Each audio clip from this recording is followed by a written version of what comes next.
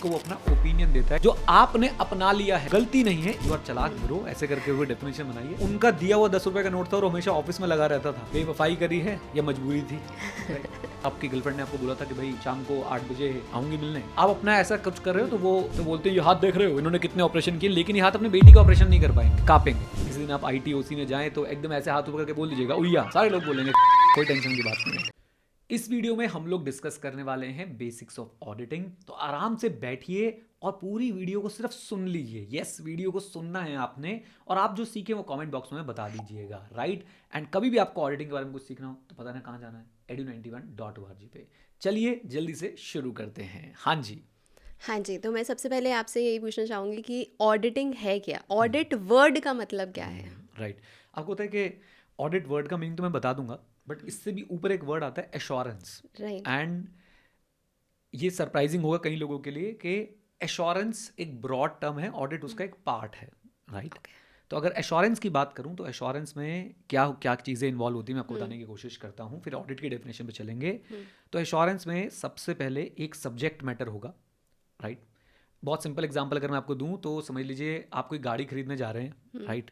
अब आपको गाड़ी की तो नॉलेज नहीं है, गाड़ी कैसे काम करती है, गाड़ी क्या, आपको तो गाड़ी चलाने से मतलब है, आप उसका टेक्निकल डिटेल्स नहीं जानते हो कि इसका एक्सीडेंट हुआ है नहीं हुआ है, इसका इंश्योरेंस सही है कि नहीं, कागज सही है कि नहीं। तो आप एक कार एक्सपर्ट के पास जाओगे, राइट, और उससे बोलोगे भैया ये गाड़ी चेक कर दो, ये मैं खरीदने वाली हूँ और प्लीज़ आप इसको जो है वो चेक करके मुझे बताओ कि मुझे खरीदनी चाहिए नहीं खरीदनी चाहिए। ये भी एक एश्योरेंस का एग्जाम्पल है। यहाँ पे वो जो गाड़ी है वो सब्जेक्ट मैटर है, गाड़ी बेचने वाली जो पार्टी होगी उसे हम बुलाएंगे रिस्पॉन्सिबल पार्टी। गाड़ी खरीदने वाली यानी कि आप जो होंगे आप बन जाओगे इंटेंडेड यूजर, और मान लीजिए मैं वो एक्सपर्ट हूं जो गाड़ी का चेकअप करके आपको बताऊंगा, तो मैं बन जाऊंगा प्रैक्टिशनर।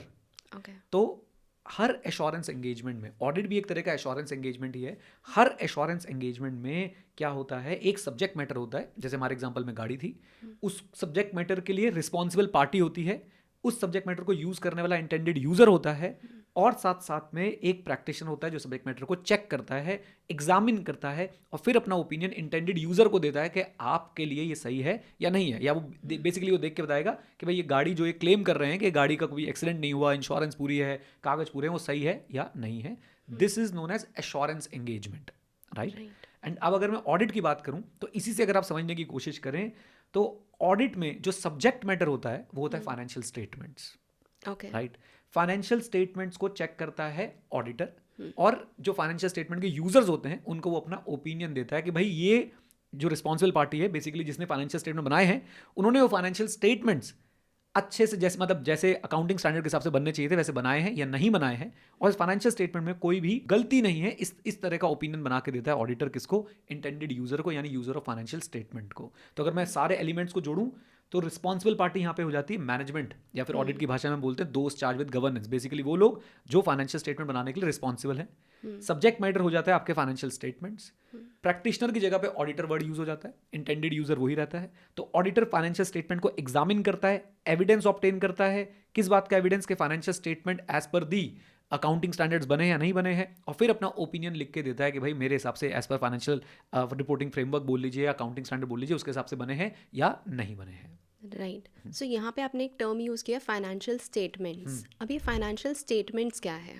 तो फाइनेंशियल स्टेटमेंट्स ऐसा समझ लीजिए, हम जब अकाउंटिंग करते हैं तो हम फाइनेंशियल इंफॉर्मेशन रिकॉर्ड कर रहे होते हैं, राइट।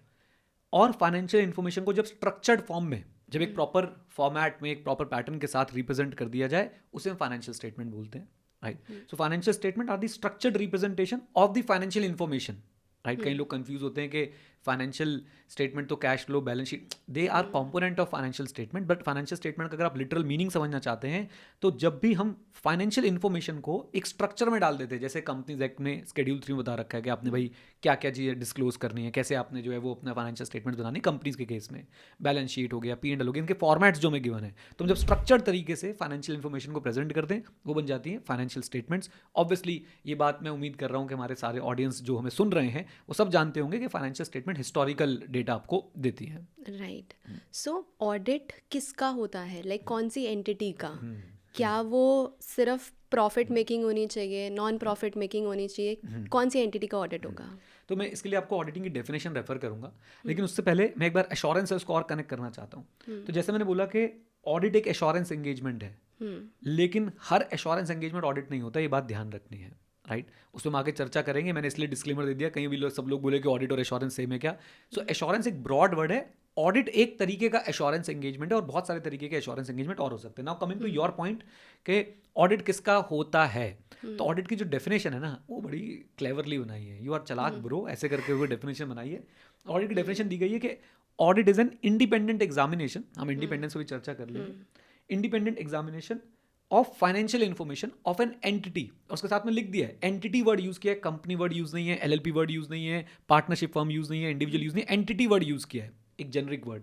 और उसका आगे क्लैरिफाई किया गया कि भैया ये एंटिटी आपकी प्रॉफिट ओरिएंटेड भी हो सकती है या नॉट फॉर प्रॉफिट भी हो सकती है, लीगल इसका स्ट्रक्चर कुछ भी हो सकता है, लीगल स्ट्रक्चर मतलब ये कंपनी भी हो सकती है, एलएलपी भी हो सकती है, एचयूएफ भी हो सकता है, इंडिविजुअल भी हो सकता है। और साथ साथ में यहाँ पे आपको ये भी समझना पड़ेगा कि भाई इसका साइज कुछ भी हो सकता है, यानी कि रिलायंस है, एडू91 है या कोई और ऑर्गेनाइजेशन है, अगर लॉ के अंडर आ रहे हो तो आपको ऑडिट कराना ही है, लॉ के अंडर नहीं भी आ रहे हो और आप ऑडिट करवाना चाहते हो तो बिल्कुल आप ऑडिट करवा सकते हो। जो डेफिनेशन है उसमें स्कोप एंटिटी का बहुत बड़ा छोड़ा गया है, वहाँ पे कोई ऐसी रिस्ट्रिक्शन नहीं है कि भाई ऑडिट सिर्फ नॉन प्रॉफिट का ही होगा या सिर्फ प्रॉफिट वालों का ही होगा, बड़ी कंपनी का होगा, छोटी कंपनी का होगा, एलएलपी का होगा, ना ऐसा कुछ नहीं। एंटिटी वर्ड यूज करके आगे स्पेसिफिकली उसे क्लैरिफाई किया गया भैया ऑडिट जो है यत्र तत्र सर्वत्र किसी का भी हो सकता है। राइट तो अब जब आपने डेफिनेशन बोली, बेसिकली मीनिंग बताया जब ऑडिटिंग का, तो बहुत सारे वर्ड्स आए जो मैं आपसे समझना चाहूँगी। सबसे पहले है independent examination. What is this independent examination? तो इंडिपेंडेंस का मतलब क्या है ना कि आप ये बताओ कि अगर मैं आपको बोलूं कि आप अपना एग्जाम लिखो और चेक भी खुद ही कर दो तो कितने मार्क्स आएंगे बताओ 100 में से? फुल 105, 5 नंबर हैंड राइटिंग के भी मिलेंगे, है ना। तो क्या होगा, आप बायस्ड हो जाओगे, राइट। या आपको अगर मैं बॉलीवुड का रेफरेंस दूं तो मुन्ना भाई मूवी जब हमने देखी थी तो मुन्ना भाई मूवी में वो डॉक्टर अस्थाना होते हैं जो हंसने लग जाते हैं गुस्सा आने पे, तो बोलते हैं ये हाथ देख रहे हो, इन्होंने कितने ऑपरेशन किए लेकिन ये हाथ अपनी बेटी का ऑपरेशन नहीं कर पाएंगे, कांपेंगे, राइट। बायसनेस आ जाएगी।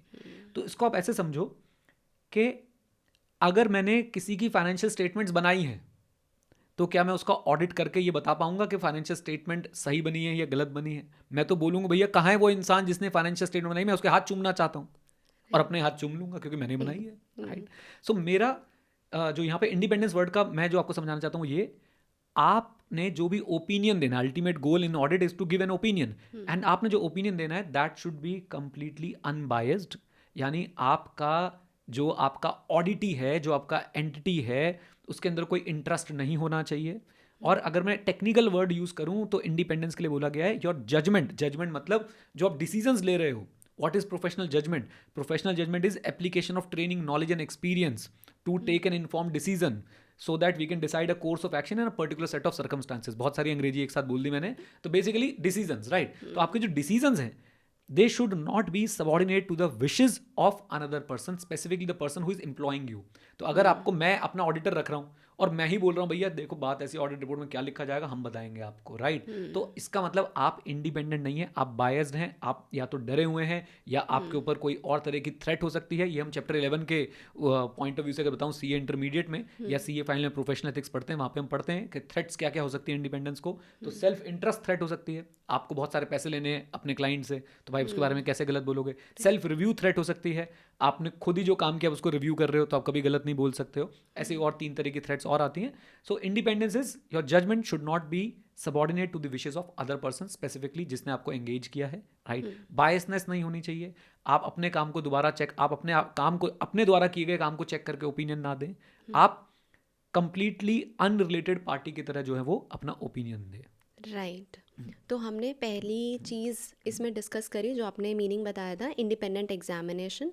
फाइनेंशियल इन्फॉर्मेशन ऑल्दो आपने पहले एक्सप्लेन कर दिया है। एंटिटी में जानना चाह रही थी, दैट इज़ ऑल्सो एक्सप्लेन। उसके बाद मेरे को एक वर्ड जानना था, ओपिनियन। अब ओपिनियन कैसे दिया जाता है और क्या है ये ओपिनियन?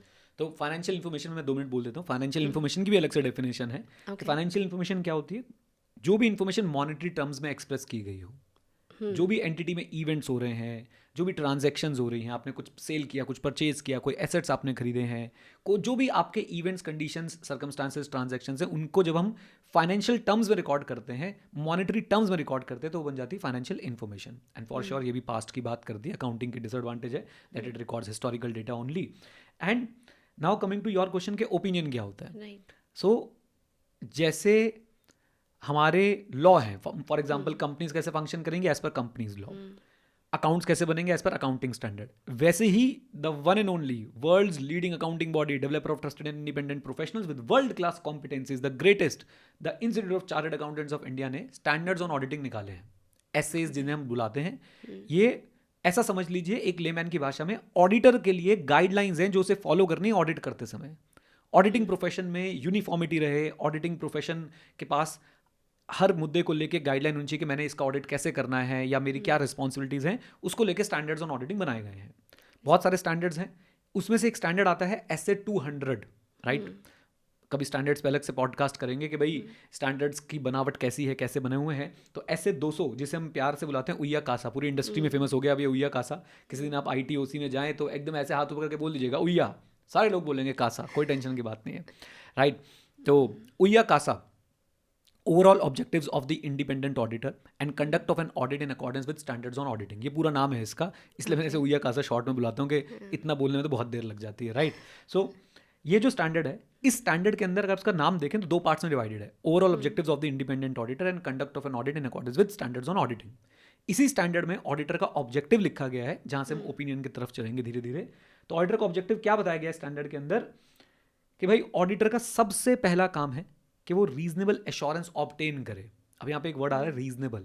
रीजनेबल का मतलब है कि गारंटी नहीं दे रहा हूँ, लेकिन फिर भी एक हाई लेवल की एश्योरेंस दे रहा हूँ, एक हाई लेवल का आपको विश्वास दिला रहा हूँ, गारंटी नहीं दे रहा हूँ, राइट। तो हाई बट नॉट एब्सोल्यूट, इसको हम ऐसे डिफाइन करते हैं। ऑडिटर वहाँ पे क्या करेगा, ऑडिटर को बोला गया go and obtain reasonable assurance that financial statements are free from material misstatement whether due to fraud और एरर।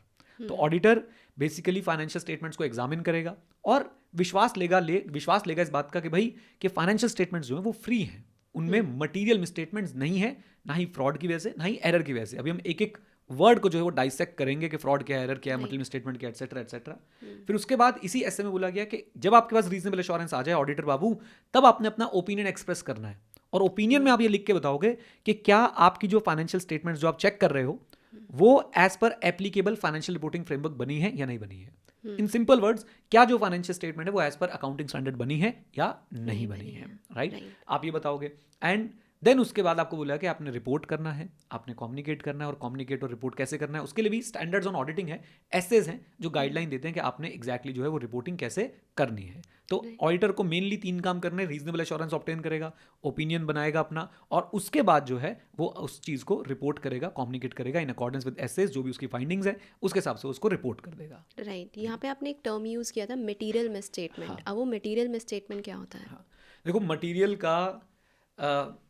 मटेरियल सिंपल सी बात है, कोई भी मिसस्टेटमेंट, कोई भी गलती तभी मटेरियल मानी जाएगी जब वो किसी के डिसीजन पे इम्पैक्ट डाल पाए।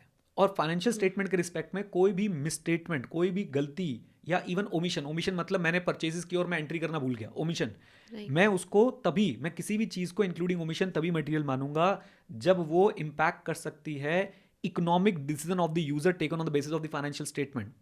मान लो आप user of the financial statement, आप इन्वेस्टर हो, आप कंपनी में इन्वेस्ट करना ना करना या जो आपके पास शेयर्स हैं उनको बेचने का डिसीजन लेना चाहते हो, और आपके पास कोई इन्फॉर्मेशन आई और वो आपके डिसीजन को इम्पैक्ट कर सकती है, तो हम उस इन्फॉर्मेशन को मटीरियल बोलते हैं, राइट। अभी हम स्टेटमेंट पे भी चलेंगे। सो मटीरियलिटी पे there is also standard SA 320। अभी के लिए आप ऐसा समझिए कि मटीरियल मिसस्टेटमेंट्स वो मिसस्टेटमेंट्स हैं जो economic decision of the user of the financial statement में इम्पैक्ट डाल सकती हैं। मटीरियलिटी किस किस वजह से हो सकती है?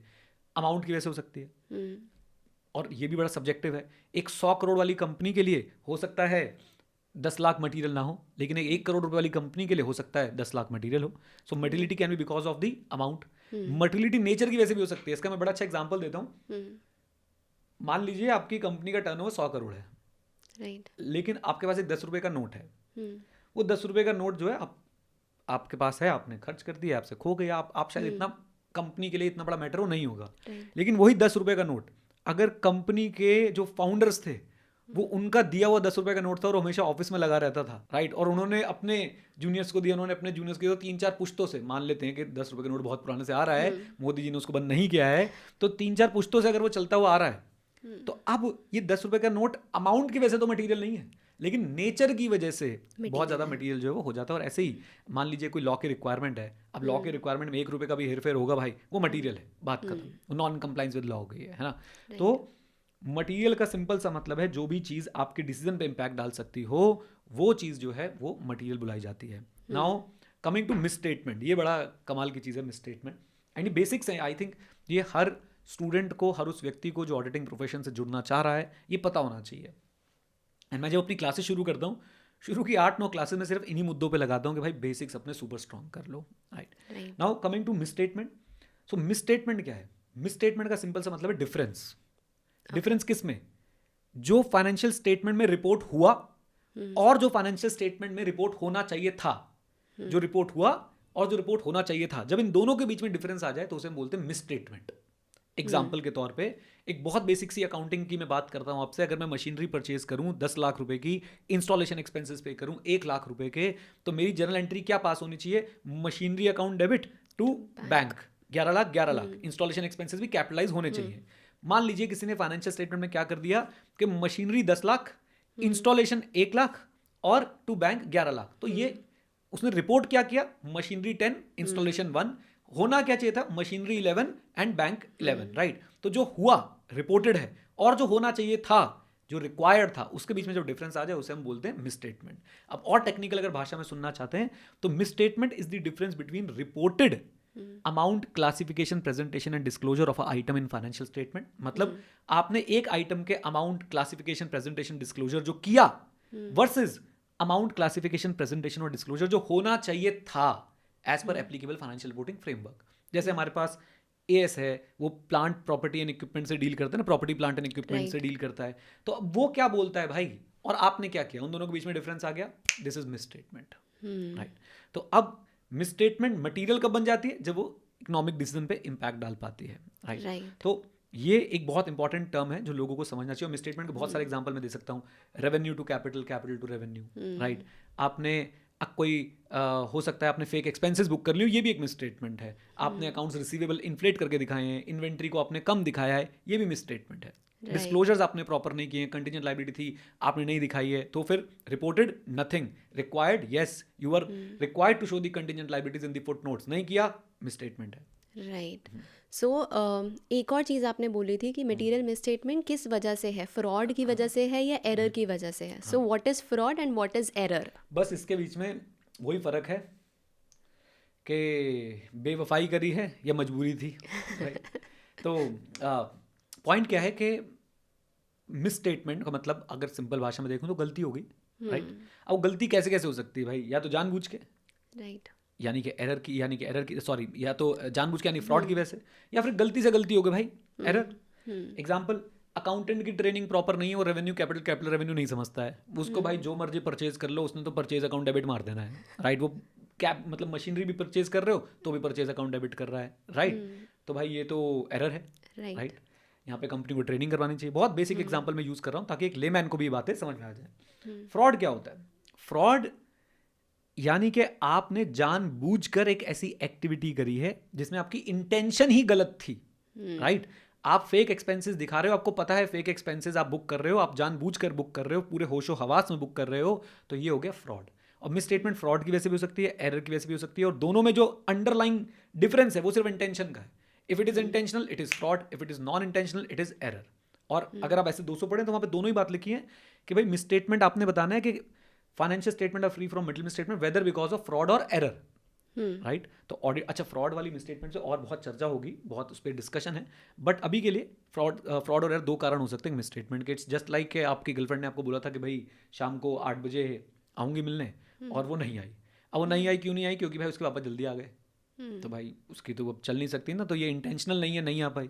लेकिन अगर वो भाई 8 बजे तुमसे मिलने नहीं आई और राहुल के साथ मिलने चली गई, तो ये जो है वो इंटेंशनल है और ये जो है वो फ्रॉड है.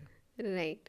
सो यहाँ पे आपने जब आप ऐसे 200 बता रहे थे, वहाँ पे एक और वर्ड आपने यूज़ किया था, एप्लीकेबल फाइनेंशियल रिपोर्टिंग फ्रेमवर्क. अब वो क्या है? सो पहले तो समझते हैं फाइनेंशियल रिपोर्टिंग फ्रेमवर्क क्या, FRF, जिसे मैं प्यार से बार बार बुलाता हूँ. फाइनेंशियल रिपोर्टिंग फ्रेमवर्क वो गाइडलाइंस हैं जिसके हिसाब से आपको अपनी फाइनेंशियल रिपोर्टिंग करनी होती है. और आसान भाषा में वो गाइडलाइन जिसके हिसाब से आपको अपने अकाउंट्स बनाने होते हैं. और सिंपली स्पीकिंग अकाउंटिंग स्टैंडर्ड्स की बात चल रही है. राइट. अब FRF के साथ एक वर्ड और जोड़ दिया था, एप्लीकेबल फाइनेंशियल रिपोर्टिंग फ्रेमवर्क. तो अब ये एप्लीकेबल क्या है, मैं आपको वो समझाने की कोशिश करता हूँ. एप्लीकेबल का सिंपल सा मतलब है, देखो भाई दुनिया में तो बहुत सारे लोग हैं, लेकिन जो अपने वाले हैं वो एप्लीकेबल हैं। मतलब दुनिया में बहुत सारे फाइनेंशियल रिपोर्टिंग फ्रेमवर्क है, यूएस का अपना है, ऑस्ट्रेलिया का अपना है, और इंडिया में देख लो यार 2-3 तरह के फाइनेंशियल रिपोर्टिंग फ्रेमवर्क आपको मिल जाएंगे। जो आपने अपना लिया है, यानी जो मैनेजमेंट ने यूज किया है फाइनेंशियल स्टेटमेंट्स बनाने के लिए, तो FRF which is being used by management to prepare the financial statement, and वो एक्सेप्टेबल होना चाहिए as per the nature of the business. Banking वालों के लिए अलग है, इलेक्ट्रिसिटी कंपनीज के लिए अलग है, NGOs के लिए शायद अलग हो, आपकी कंपनीज एक बोलते हैं भैया आपने जो है वो डबल एंट्री सिस्टम फॉलो करना है, एक्रूअल बेसिस पे अकाउंटिंग करनी है, एटसेट्रा एटसेट्रा, राइट। तो आपके नेचर के हिसाब से वो एक्सेप्टेबल हो और लॉ और रेगुलेशन की रिक्वायरमेंट को सेटिस्फाई करता हो, राइट। इसका मतलब ये नहीं है कि आप अपने ही कोई भाई अकाउंटिंग स्टैंडर्ड बना लूँ, वृंदा अकाउंटिंग स्टैंडर्ड्स। आज मैंने अपने अकाउंट बनाया वृंदा अकाउंटिंग स्टैंडर्ड के हिसाब से, जहाँ पे परचेज को मल्टीप्लाइड बाय 100 करके रिकॉर्ड किया जाता है, सेल्स को मल्टीप्लाइड बाय 200 करके रिकॉर्ड किया जाता है। तो आप अपना ऐसा कुछ कर रहे हो तो वो सही नहीं है। आगे चल के हम ये भी देखेंगे भैया ऑडिटर काम ही नहीं करेगा अगर आपका फाइनेंशियल रिपोर्टिंग फ्रेमवर्क एक्सेप्टेबल नहीं है। ओके, सो आपका FRF क्या है? फाइनेंशियल रिपोर्टिंग फ्रेमवर्क बहुत सारे हैं। एप्लीकेबल FRF क्या है? जिसको यूज करके फाइनेंशियल स्टेटमेंट्स बनाए गए हैं, जो आपके नेचर के हिसाब से सही है और जो लॉ और रेगुलेशन की रिक्वायरमेंट भी सेटिस्फाई करता हो, नेचर ऑफ द ऑर्गेनाइजेशन के हिसाब से सही है और जो लॉ रेगुलेशन की रिक्वायरमेंट को भी सेटिस्फाई करता हो। राइट। सो यहाँ पे आपने अगेन ऐसे 200 में एक और चीज़ बोली थी कि रिपोर्ट करना होता है फाइनेंशियल स्टेटमेंट्स पे। तो हाउ दिस हैपेंस, लाइक कैसे रिपोर्ट करना है, किसको रिपोर्ट करना है? सो जनरली स्पीकिंग अगर मैं कंपनी की बात करूँ तो शेयर होल्डर्स को रिपोर्ट करना है। इसको मैं से 700 में डिस्कस करेंगे काफ़ी डिटेल में, अगर हमने कभी और ऐसे एपिसोड्स किए। आज तो हम फॉर्म में थे तो हमने कहा चलो भाई आज बेसिक्स डिस्कस करते हैं। तो जनरली स्पीकिंग शेयर होल्डर्स को रिपोर्ट करना है, पार्टनरशिप में पार्टनर्स को रिपोर्ट करना है, तो एडरेसी रिपोर्ट का according to the organisation change होगा, राइट। NSA 700 ही है हमारा, जो आपको एग्जैक्ट फॉर्मेट बताता है, इवन लैंग्वेज तक बताता है कि ऑडिटर की रिपोर्ट की लैंग्वेज जो है वो क्या होगी, फॉर्मेट क्या होगा, उसके आइटम्स भी बताता है कि भाई आपकी रिपोर्ट में क्या आएगा। जैसे टाइटल आएगा, एड्रेस ही आएगा, ओपिनियन आएगा, बेसिस ऑफ ओपिनियन आएगा, पूरा उन्होंने सेक्शन वाइज हमें डिफाइन करके दे रखा है इसी स्टैंडर्ड ने। आई होप आप लोगों ने यहाँ पे बेसिक्स ऑफ ऑडिटिंग के बारे में काफ़ी कुछ सीखा, एंड आगे भी हम कोशिश करेंगे आपके फीडबैक के बेसिस पे कि हमें ऐसे और एपिसोड्स करने हैं या नहीं करने हैं।